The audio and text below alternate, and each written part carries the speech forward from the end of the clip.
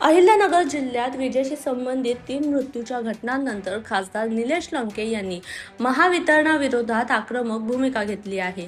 Smart मीटरच्या सक्तीसह ग्रामीण आणि शहरी भागातील वीज समस्यांवरून त्यांनी महावितरणाच्या मुख्य कार्यालयावर मोर्चा काढत आंदोलन केले.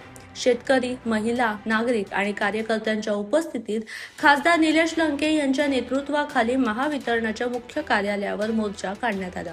छत्रपती शिवाजी महाराज यांच्या प्रतिमेला पुष्पहार अर्पण करून आंदोलनाला सुरुवात करण्यात आली.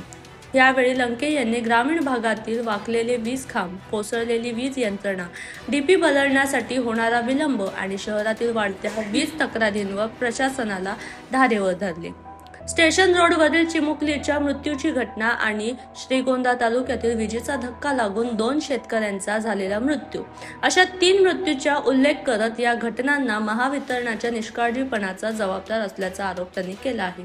तसेच वीज व्यवस्था सुधारण्याऐवजी नागरिकांवर स्मार्ट मीटरची सक्ती केली जात असून त्यामुळे वीज बिले वाढत असल्याचा आरोप करत ही सक्ती तातडीने थांबवण्याची मागणी त्यांनी केली आहे. आंदोलनामध्ये सगळ्यात महत्त्वाचं मी आम्ही काही दिवसापूर्वी शेतकऱ्यांच्या कर्जमाफी झाली पाहिजे, कांद्याच्या प्रश्नाबाबत आंदोलन केलं. त्या ठिकाणी एक थोड्याफार प्रमाणात आम्हाला यश आलं. कांद्याच्या बाबतीत तर चांगलं यश आलं. एक 35 रुपयापर्यंत मध्ये कांदा गेला.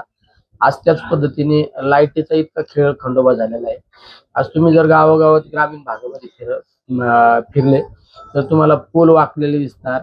डिप्या जळाल्या तर 15-15 दिवस डिपी मिळत नाही. त्याचबरोबरीने शहरी भागात सुद्धा तुम्ही ट्रान्सफॉर्मरची अवस्था जर बघितली तर त्याला व्यवस्थित फिजा सुद्धा नाही. काल परवा आमची एक प्रीती गांगुर्डे नावाची लहान मुलगी, 3 वर्षाची मुलगी दुकानात चालली आणि सहज एका डबक्याच्या बाजूने डबक असल्यामुळे बाजूने चालली तर एका लाईटच्या पोलला तिचा हाताचा स्पर्श झाला, तिचा मृत्यू झाला. आमच्या एक 8 दिवसापूर्वी श्रीगोंदा तालुक्यातील हिंगणी या ठिकाणी एक गणेश मल्लाव आणि आमचा दुसरा सूरज चव्हाण हे 2 युवक शेतकरी लाईटला चिकटून त्यांचं मयत झाली. म्हणजे हे सगळं महत्वाचं म्हणजे MSCBचं दुर्लक्ष आहे. आज स्मार्ट मीटरच्या बाबत सुद्धा बळजबरी केली जाते. स्मार्ट मीटर बसवल्यानंतर मला काल परवा पोलीस तरी सांगितलं अर्थिंग जर दिली नाही तर डबल बिल येतं. म्हणजे हे मनमानी चालू आहे, ही दडपशाही चालू आहे.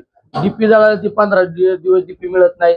आज MSCBच्या इतक्या तारा तुटलेल्या, इतके पोल वाकलेले, त्याकडे कोणाचं लक्ष जात नाही. या सगळ्या गोष्टींच्या विरोधात आज आम्ही आंदोलन करत आहे.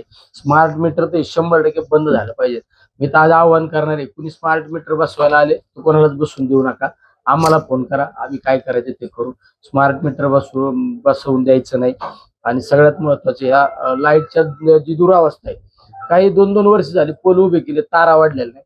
काही ठिकाणी डीपीला मी कर्जत तालुक्यामध्ये गेलतो, डीपीला म्हणजे फिजाच नाही, इतकी दुरावस्था. जर तिथं माझा शेतकरी रात्री अपरात्री गेला तर त्याला मृत्यूला सामोरं जावं लागतं. या सगळ्या परिस्थिती विरोधात आम्ही आज आंदोलन